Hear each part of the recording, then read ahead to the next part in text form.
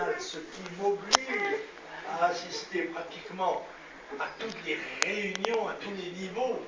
C'est assez prenant, hein, mais je m'y efforce quand même pour mettre du mien dans cette affaire-là aussi.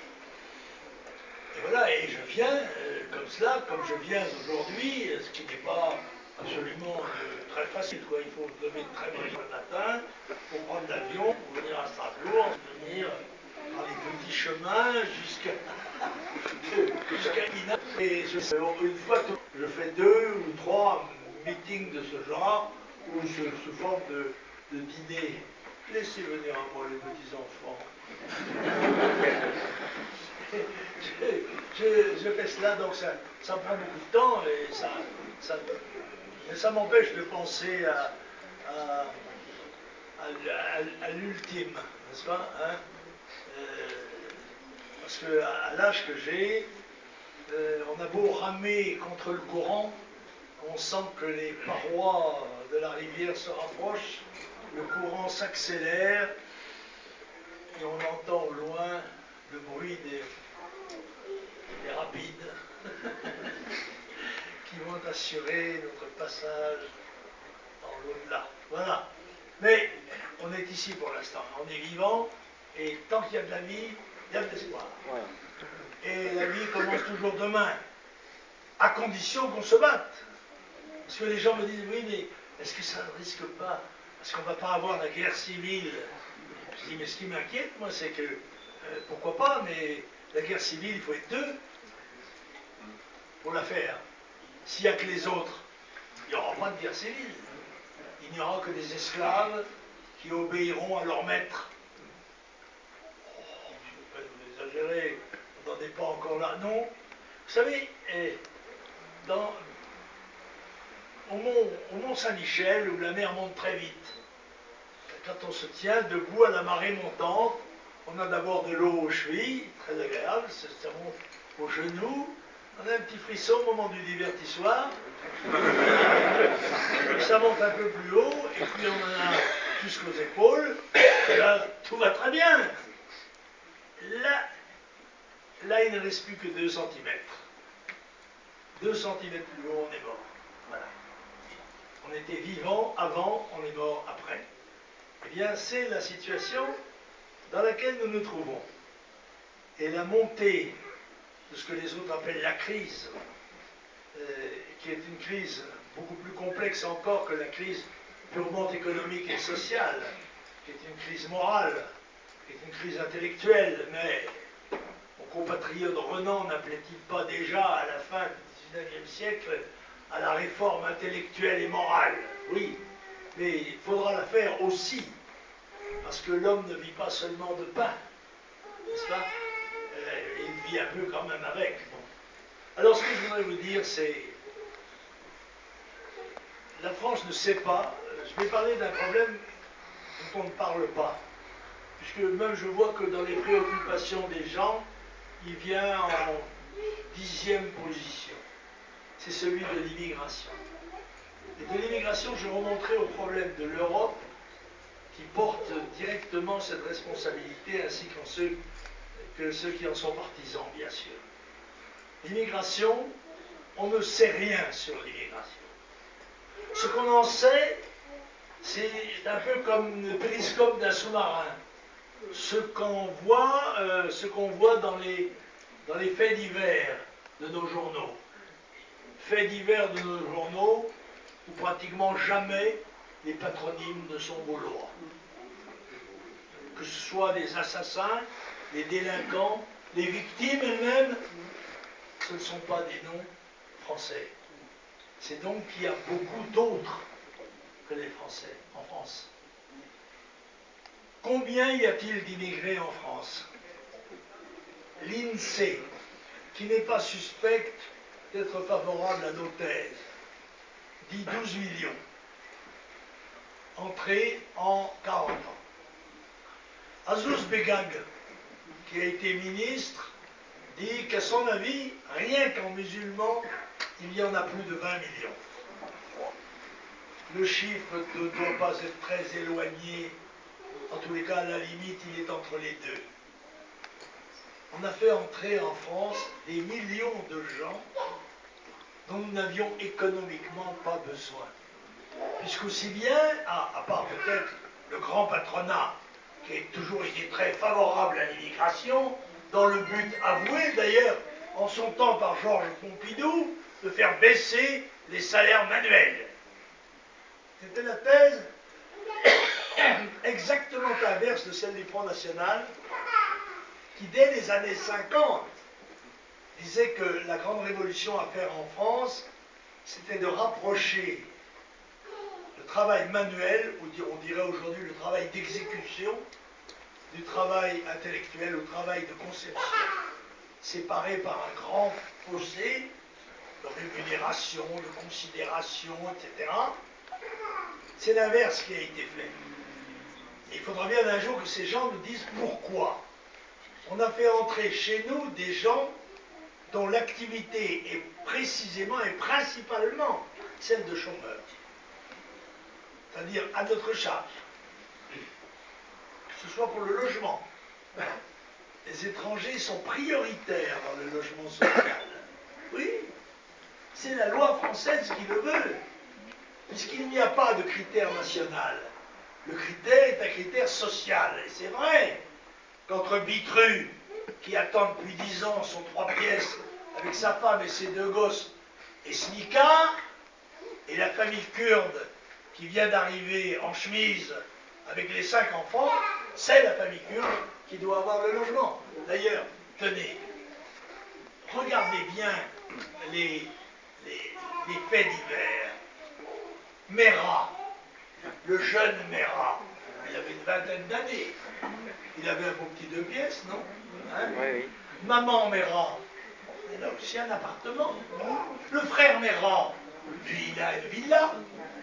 Donc tout ce monde-là est bien logé. Et je vous le dis, mesdames et messieurs, ils sont logés pratiquement gratuitement. C'est sûr. Que ce soit pour le loyer, vous voyez un peu des CRS allant faire l'expulsion d'une famille à Saint-Denis, ou le préposé du gaz venir couper le gaz ou l'électricité à une famille dans une de ses banlieues. Et il sort avec sa tête sous le bras. Comme mal. Bon, parce que déjà les policiers, ils passent à 80 à l'heure dans les rues. Hein ouais, les gens de la BAC, 93 m'ont dit, président, c'est comme à Bagdad ici. Hein on ne s'arrête pas. Si on s'arrête, on est mort. D'ailleurs, consigne leur est donnée d'éviter certains quartiers. Hein. De la même manière que quand il y a des affrontements, où force devrait rester à la loi, bah, les CRS qui sont harnachés comme des chevaliers du Moyen-Âge, le castre, le machin, les ambières, le truc, d'accord. Alors ils donnent des coups de bouclier comme ça. À un moment donné, c'est pas des coups de bouclier qu'il faut donner, c'est des coups de matraque. Voilà. Si force doit rester à la loi, et force doit rester à la loi, parce qu'autrement, c'est la loi des bandits, c'est la loi des voyous, c'est la loi des marginaux qui l'emporte. Alors, il faudra bien à un moment donné se résoudre à regarder les choses en face. Or, vous devez savoir un certain nombre de choses. Et là, j'en remonte directement à l'Union soviétique européenne, qui est celle qui nous gouverne, que je connais bien. J'ai été 30 ans. Je suis depuis 30 ans au Parlement européen. Alors, je les connais bien. Je suis un paria, je vous dis tout de suite. Je suis en haut là-bas, à l'extrême droite, avec ma fille Marine et Bruno Gollnisch et quelques Européens qui restent attachés à leur nation. Mais chaque fois que ça a été nécessaire, on a levé nos immunités parlementaires sans discuter l'UMP locale, qu'elle soit allemande, hollandaise, française, tout ça, anglais. Ça, ils sont cul et chemise. Ils se partagent le gâteau avec les socialistes. D'ailleurs, quelle que soit la majorité du Parlement, ils alternent. Il y a 2 ans et demi, disons, un MP, un modéré, si on ose dire, et de l'autre côté, un socialiste, le partage du gâteau. Voilà. Et ce qu'ils font là, ils le font dans notre propre pays. Ils ne sont pas adversaires. Ces partis n'ont qu'un seul adversaire, c'est le Front National. Ces partis sont d'accord sur à peu près tout. Je crois qu'au Parlement européen, la gauche et la droite sont d'accord dans 98% des cas, des propositions. 80, je ne sais pas sur quoi ils ne sont pas d'accord. Je ne sais même pas sur le ZOMO, c'est pas impossible. Peut-être que c'est le seul point de discussion. Parenthèse d'ailleurs, un certain nombre de nos amis n'ont pas compris pourquoi Marine n'avait pas voulu participer à la manifestation de Frigide Barjot. Outre que le personnage est encore plus folklorique que Pépé Griot. Hein. Enfin, il arrive que le diable porte pierre. Par conséquent, elle a été capable de faire ce que les politiciens n'ont pas été capables de faire. Mais pourquoi Marine n'a-t-elle pas voulu participer? Ça lui était facile. Elle aurait été plébiscitée dans la rue. Elle n'a pas voulu le faire car elle a voulu signaler aux Français qu'il s'agissait là d'un des sujets sociétaux lancés dans l'arène publique pour masquer les autres. Pendant qu'on parle de ça, on ne parle pas d'autre chose. Vous noterez d'ailleurs au passage la contradiction qu'il y a entre la volonté affichée de tous les gouvernements d'établir la parité partout, sauf dans le mariage saumon, évidemment. Là, c'est pas facile, parce que justement, c'est l'inverse.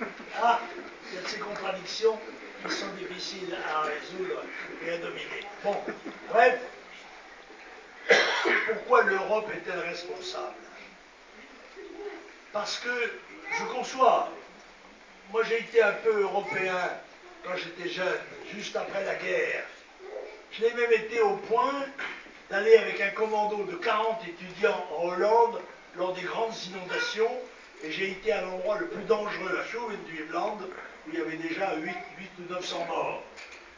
Et quand j'ai... Je peux vous raconter ça, car c'était au culot quand même. J'ai une idée, comme ça, que je vois les titres, je dis, nous avons une occasion unique de montrer que nous ressentons cette attaque de la nature contre la Hollande comme si elle nous avait touchés directement. Et je rentre dans un bistrot, j'étais président de la Corpo de droit. Je décroche le téléphone et je demande à parler au président de la République. Il dit, mais qui est au bout du fil? Je dis, c'est Le Pen, président de la Corpo de droit.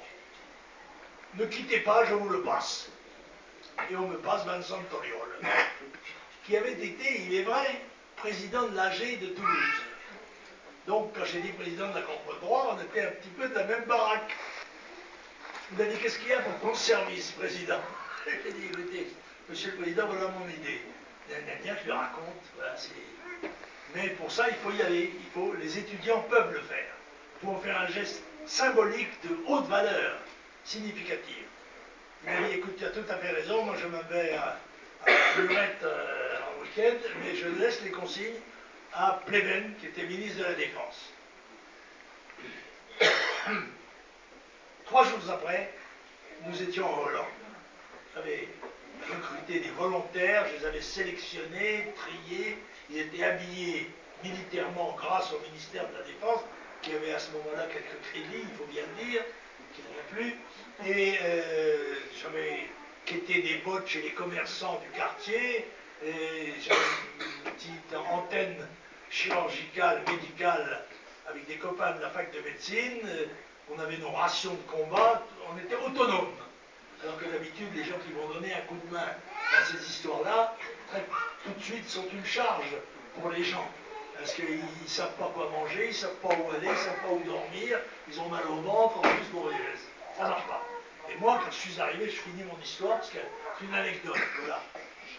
On me dit, bah, écoutez, qu'est-ce qu'on va faire de vous? Là, vous avez l'air bien honnête, comme ça, bien solide et tout. En plus, la Hollande, c'est pas le pays où on aime le mieux, il faut dire la vérité. Et il dit, mais vous pourriez peut-être trier des colis dans la gare de Scheveningen. J'ai dit, monsieur, on n'est pas venu pour ça. Est-ce que je peux parler à un ministre? D'ailleurs, parler au président de la République, je peux croyais être autorisé à tout. Mes amis m'avaient dit, dans la vie, il y a deux slogans. La vie commence toujours demain et toujours rentrer par la grande porte. Et j'en ai un, le ministre des eaux. Ben, il y en a tellement qu'il y a un ministre des eaux. Ici, il y aura un ministre du vin, mais là-bas, c'est un ministre des eaux. Par chance, il était intelligent et parlant français. Je lui explique mon topo. Je lui dis, monsieur le ministre, je ne me fais pas d'illusions sur le fait qu'à 40, nous n'allons pas retourner la situation de votre pays dans le désastre des inondations, mais notre présence a une grande signification. Il m'a dit, monsieur, je vous comprends, qu'est-ce que vous voulez? Et je dis, nous ne pouvons aller qu'à l'endroit le plus dangereux. Il dit, écoutez, j'explique. Chouine du blanc, 800 morts, le choléra qui débute, j'ai dit, c'est là qu'on va. Voilà. Et c'est là qu'on a été. Voilà. C'est un des gestes qui sont significatifs. J'étais donc européen. Européen, pas bien sûr en supprimant les nations. Je comprenais même que certains d'entre nous puissent souhaiter une espèce de super France, avec évidemment des frontières européennes, une armée européenne, et dire, on n'a eu rien de tout ça. Il y a une Europe, mais elle n'a pas de frontières, elle n'a pas d'armée. Et nous avons perdu les nôtres. Nous n'avons plus de frontières, et nous n'avons pratiquement plus d'armée. On en a 4000 là pour aller dans le Mali, on peut en reparler d'ailleurs tout à l'heure si vous voulez. Mais donc immense déception. C'est une terre ouverte à l'invasion. Or, nos pays, et ici on est bien payé pour le savoir, on a beaucoup payé pour le savoir, nous avons défendu nos frontières, les armes à la main, pendant des siècles. Parce que c'est vrai que ce pays-ci, somme toute, est assez attractif, quand même, surtout dans l'immensité de la misère humaine. La France, apparaît comme un Eldorado. Et donc, il faut que vous sachiez qu'il y a des centaines de millions de gens, aujourd'hui, qui ne rêvent que de venir. Tenez, j'étais l'autre jour à Hammamet. Oui, à Hammamet. Le Pen va à Hammamet. Il n'a pas peur d'aller à Hammamet, en Tunisie. Et je devisais, avec quelques belles naïades tunisiennes, en bikini d'ailleurs, et nous parlions très gentiment de tout en français, natural.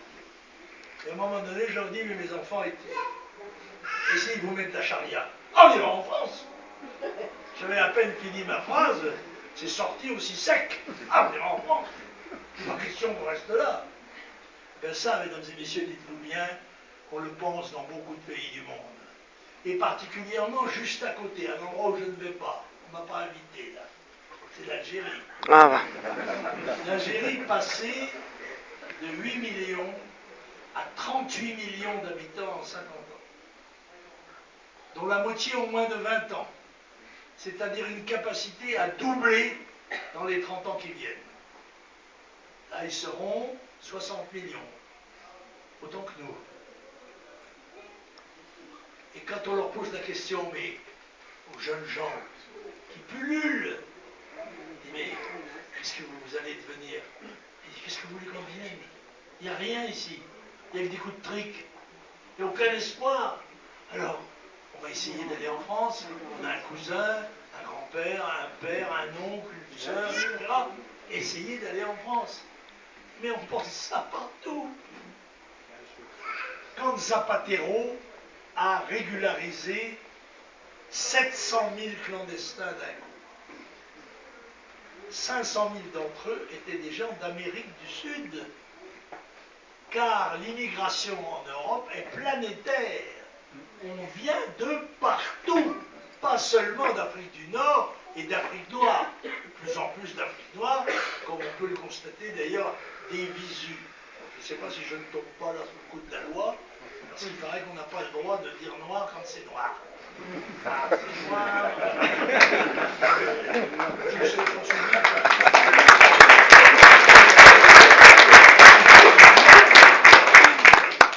Vient d'Asie. La Turquie, le Pakistan, le Bangladesh, l'Inde, l'Indonésie où ils sont près de 300 millions. L'Inde, c'est plus d'1 milliard. La Chine, 1,5 milliard. L'Indochine, près de 100 millions bientôt. On vient de partout. Il y a 1 million de Chinois en France. Oh, on ne les voit pas. Ils sont bien polis, bien honnêtes. Ils sont discrets, mais ils ne sont pas français. Si vous avez un verre de Bordeaux et que vous y ajoutez divers liquides, même quand vous y ajoutez de l'eau pure, eh bien ça diminue la densité du Bordeaux. C'est ce qui est en train de nous arriver. En notant au passage que nous avons 45 ans de moyenne d'âge et les immigrés ont 20 ans de moyenne d'âge. Voilà.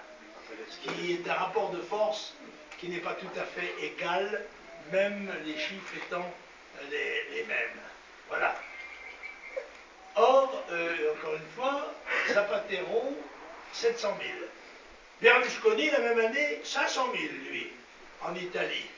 Ces gens-là ne sont pas restés dans les Pouilles, ni en Sicile, ils ne sont pas non plus restés en Andalousie, bien sûr, car vous savez que tout clandestin régularisé dans un des 27 pays d'Europe acquiert de ce seul fait le droit de s'installer partout en Europe.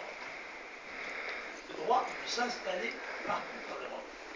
Alors quand je pense qu'il y a des malheureux qui risquent cuir et poil pour traverser le Sahara, puis la Méditerranée, arriver à Lampedusa, en perdant la moitié de l'argent, bon, ils ne connaissent pas le truc, les gens.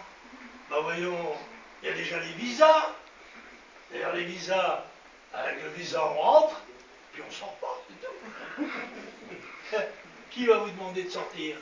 Bien sûr, alors si quelqu'un vous le demande, c'est le délit de faciès. Alors attention, hein, bon, il n'est pas question de faire ça. Cette situation n'est pas stable, mesdames et messieurs. Ce n'est pas un sujet auquel on dit, bon ben, les choses sont ce qu'elles sont, maintenant il faut faire ci, ça et ça, on va intégrer ces gens. On ne les a pas intégrés. Avec l'école que nous avons, qui n'arrive déjà pas à apprendre le français aux Français, il n'est pas question de l'apprendre aux autres. Vous savez comme moi que l'enfance, c'est évidemment le moment où on acquiert le plus facilement les connaissances. Mais quel que soit le lieu où se transmettent ces connaissances, ça nécessite une concentration, un silence, un calme. Tout cela n'existe pas. À l'école, les maîtres, beaucoup ont craché en l'air et ça leur est retombé sur le nez, c'est vrai. Mais quand vous avez dans l'école des gens qui y sont envoyés compte tenu de leur âge, Mamadou, il a 14 ans, mais il pèse 85 kilos. Bon, il est en quatrième, parce qu'il a 14 ans, donc il est en quatrième. Il ne parle pas français beaucoup, parce que maman, elle ne parle pas jamais français, elle parle wolof. Ah, oui, il essaye, il n'est pas... Mais bon, il s'ennuie un peu, il s'embête, il ne comprend pas tout. Alors il balance des boulettes, il passe la main à la maîtresse, etc. Quoi, hein. Comme on dit, il y a une formule, c'est au ras de la salle, oui, c'est ça, c'est au ras de la salle de jeu, c'est ça. C'est la vérité. Ça, c'est l'école de France. Voilà. Alors, comme les résultats sont pitoyables, on descend le bac pour quand même il y en ait au moins 90%. 90% qui vont leur permettre de trouver du travail. Oh, que non. Mais ça va leur permettre d'entrer à l'université. Ah, et là, il y a 8 à 10 ans de garage tranquille. Vous avez un statut social. Vous avez la carte. Carte d'étudiant. Moi, étudiant aussi, monsieur. Étudiant français. Vous avez la carte et ça vous donne restaurant universitaire à pas cher, et le ski à pas cher, des trucs comme ça. Les APL. Plein de trucs. Puis voilà, vous apprenez si vous voulez pas, il n'y a pas de question. C'est pas, il y a les grandes écoles. Mais là, l'inconvénient, les grandes écoles, ah, c'est rigoureux, là. Efficace, sélectif. Et la plupart d'entre eux s'en vont à l'étranger. Car nous souffrons d'un double phénomène. Nous avons une immigration massive de gens de qualité technique moyenne, pour ne pas dire médiocre, et en revanche, nos gens de haute qualité s'en vont. La plupart de mes amis me font la confession que leurs petits-enfants sont les uns en Allemagne, les autres au Canada, les autres aux États-Unis, les autres en Australie, les autres en Italie. Ils ne sont plus en France. Ils s'en vont. Et la moitié d'entre eux ne reviennent pas. Voilà la réalité. Alors, est-ce qu'on va changer ça? Est-ce qu'on peut le changer? Il va falloir. Parce que si nous ne le changeons pas, nous allons connaître de durs moments, auprès desquels les épreuves qu'a connues ce pays sont roupies de Sansonnet. Voilà. C'est car moi j'ai vécu la guerre. Oh, je peux mal en parler, l'ayant connu. Ceux qui en parlent très bien, beaucoup à la télévision, à la radio, c'est ceux qui sont nés bien après. Ah, mais eux, ils savent tout. Alors là, mon bon monsieur, alors là, qu'est-ce qu'on a souffert? Okay. Moi, j'ai connu la guerre, et je puis témoigner d'une chose, c'est que les Allemands n'avaient qu'une envie, quand ils vous montraient leur portefeuille, c'était pour vous montrer leurs femmes et leurs gosses. Ils n'avaient qu'une envie, c'était de rentrer à la maison. Ils sont rentrés, pas coupés dans le cul, c'est vrai, mais ils sont rentrés. Ils ne sont pas restés. Tandis que ceux-là restent. Ils restent, c'est évident. Ils restent grâce à M. Chirac, le maudit, et grâce à M. Giscard d'Estaing, le Nunu. Ce sont tous les deux qui, en 1974, je ne sais, à moins qu'ils étaient déjà du complot, ce qui n'est pas exclu, à moins que ce soit simplement des nunus. Voilà des hommes qui n'ont pas leurs femmes, alors ni leurs enfants. C'est très triste, il faudrait qu'ils puissent les avoir sous la main. Bah, moi je suis d'une famille de marins, on n'a pas non plus sa femme et son enfant. On les voit de temps en temps, et encore c'est pour faire le père pétard. Donc c'était le cas. Et moi j'ai connu, il y avait après la guerre mondiale 400 000 maghrébins, des Algériens pour la plupart. Hein. Beaucoup de Kabyles d'ailleurs, qui ont travaillé dans le bâtiment. Non, ils n'ont pas reconstruit la France, contrairement à ce que croit de bonne foi le petit Mohamed. Il vous dit oui, mais c'est quand même mes pères qui ont reconstruit la France. Non. On a reconstruit la France, on était encore quand même 20 millions à ce moment-là, plus 400 000 Kabyles, d'accord. 20 millions, 400 000, d'accord. Pas. Il faut leur apprendre, mais ils ne le croient pas. Ils ne le croient pas d'abord parce que le maître, Bolchaud, leur a dit le contraire. C'est l'instituteur Bolchaud qui leur a dit que leur père avait construit la France de ces salauds de Français. Ah oui, c'est lui. Alors, donc ils avaient à ce moment-là une mosquée. Celle de Paris, je la connais, c'était dans mon arrondissement. L'arrondissement dont j'étais député. Le 5e arrondissement, le quartier latin. Il y avait une mosquée qui avait été érigée d'ailleurs en l'honneur des soldats musulmans de la guerre de 14-18 tombés au feu. Elle était peu fréquentée d'ailleurs, c'était beaucoup plus un musée qu'un lieu de prière. Maintenant, il y a 2000 mosquées. Et là aussi, vous devez savoir la vérité, mesdames et messieurs. Ce sont beaucoup plus les maires français qui font la proposition des mosquées que les musulmans qui les demandent. Parce que ces messieurs espèrent avoir des voix. Ils ne vivent que de voix. Donc, c'est eux qui font la proposition. Vous n'auriez pas une petite mosquée quand même? Oh, non, parce que on a un lieu de prière. Ah oui, mais c'est très, très inconfortable, je crois savoir. Hein, voilà, bon, c'est comme ça que ça se passe. Bon, il y a des endroits où il y a des initiatives islamistes, dynamiques, revendicatrices, conquérantes, même agressives. Mais dans beaucoup de cas, il y a un livre que j'ai lu sur le sujet, ces maires qui veulent construire des mosquées. Voilà.